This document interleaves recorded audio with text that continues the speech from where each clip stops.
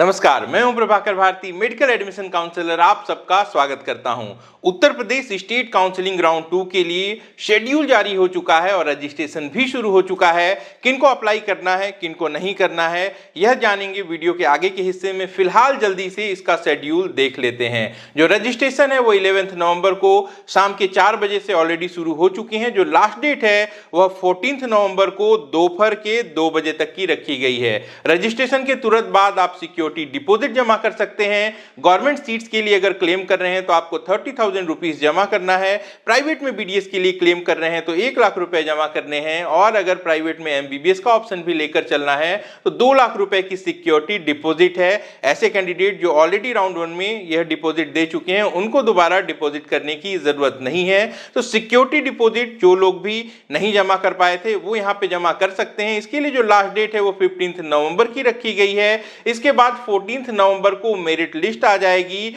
और जो document verification है वो ऑनलाइन होना है। तो 12 नवंबर से लेके 15 नवंबर तक ऑनलाइन डॉक्यूमेंट वेरिफिकेशन की प्रक्रिया चलती रहेगी। इसके बाद चॉइस फिलिंग की शुरुआत होगी जो कि 16 नवंबर को 4 बजे से शुरू होगी और 18 नवंबर को 2 बजे खत्म होगी। ध्यान दीजिएगा, उत्तर प्रदेश में चॉइस फिल करने के बाद अगर आप लॉक नहीं करते हैं तो उन चॉइसेस को कंसीडर नहीं किया जाता है। ऑटो लॉक का सिस्टम नहीं है यहाँ पे।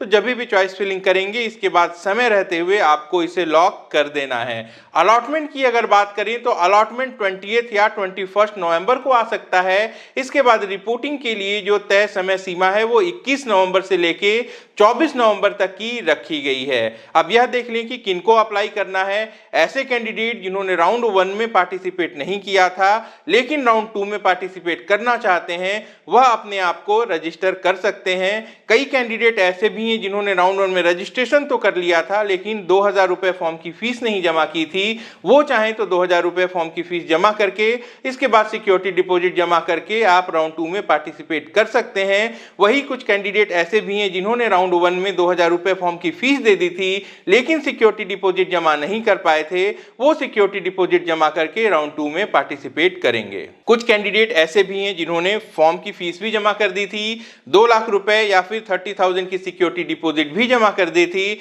लेकिन उनका डॉक्यूमेंट वेरिफिकेशन फेल हो गया था। वो कैंडिडेट फिर से ऑनलाइन डॉक्यूमेंट वेरिफिकेशन में पार्टिसिपेट कर पाएंगे। तो यह राउंड 2 का शेड्यूल था उत्तर प्रदेश का। एक बात ध्यान दीजिएगा, उत्तर प्रदेश की काउंसलिंग से जुड़ी जो जानकारी है वह यूपी नीट की वेबसाइट के साथ साथ इनकी जो दूसरी वेबसाइट है वहां पर भी आती है। वह वेबसाइट है dgme.up.gov.in।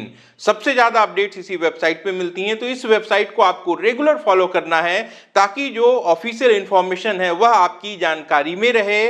और उत्तर प्रदेश की जहां तक बात है, उत्तर प्रदेश हर वर्ष चर्चा में रहता है। बात करें 2022 की तो यहाँ पे गवर्नमेंट कॉलेजेस के लिए जो कट ऑफ है वह काफी हायर साइड में देखने को मिली है। वहीं प्राइवेट कॉलेजेस में एमबीबीएस कट ऑफ की बात करें तो यह काफी ज्यादा लोअर साइड में चली गई। 94 स्कोर पर भी यहाँ पे सीट अलॉट हुई है। ऐसे में एक बार फिर से उत्तर प्रदेश पूरे इंडिया में सेंटर ऑफ अट्रैक्शन बन चुका है। कई सारे कैंडिडेट जो राउंड 1 में यहाँ अप्लाई करने से चूक गए थे वह राउंड 2 में अप्लाई करना चाहते हैं लेकिन जो कट ऑफ राउंड 1 में रिपीट हुई थी वह राउंड 2 में रिपीट बिल्कुल भी नहीं होगी, बढ़ जाएगी। कितनी बढ़ेगी यह इस बात पे निर्भर करता है कि नंबर ऑफ सीट्स कितनी बचती हैं और total number of new applicants कितने निकल के सामने आते हैं। तो 14 नवंबर को जब मेरिट लिस्ट आएगी तो इसका अंदाजा लग जाएगा। लेकिन ऐसे कैंडिडेट जिनका स्कोर कम है, कम बजट पे वो उत्तर प्रदेश में एडमिशन लेना चाहते हैं, उनको मैं यह सलाह दूंगा कि उत्तर प्रदेश के राउंड 2 पे निर्भर नहीं रहेंगे। आप पार्टिसिपेट जरूर करें लेकिन इसके साथ साथ दूसरी स्टेट काउंसलिंग में भी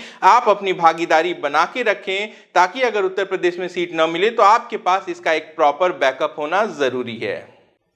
एक और बात का आपको ध्यान रखना है कि उत्तर प्रदेश में दूसरी स्टेट के कैंडिडेट अप्लाई तो कर सकते हैं प्राइवेट सीट्स के लिए लेकिन उनको रिजर्वेशन का लाभ नहीं मिलता। कहने का तात्पर्य यह है कि अगर आप किसी दूसरे स्टेट से बिलोंग करते हैं और आप कैटेगरी क्वालिफाइड हैं, यानी कि कैटेगरी से आते हैं, क्वालिफाइड हैं, आपका स्कोर 117 से कम है, तब आप उत्तर प्रदेश में अप्लाई करने के लिए एलिजिबल नहीं हैं। यह बात आज जो नोटिफिकेशन आई है इसमें भी लिखी हुई है। तो अपनी एलिजिबिलिटी को देखकर ही आपको यहाँ पे अप्लाई करना है। तो ये जानकारी उत्तर प्रदेश स्टेट काउंसलिंग राउंड 2 से जुड़ी हुई थी। लाइक कर दीजिए इस वीडियो को। अपना और अपनों का खूब ख्याल रखिए। मैं जल्द मिलता हूँ। नमस्कार, जय हिंद।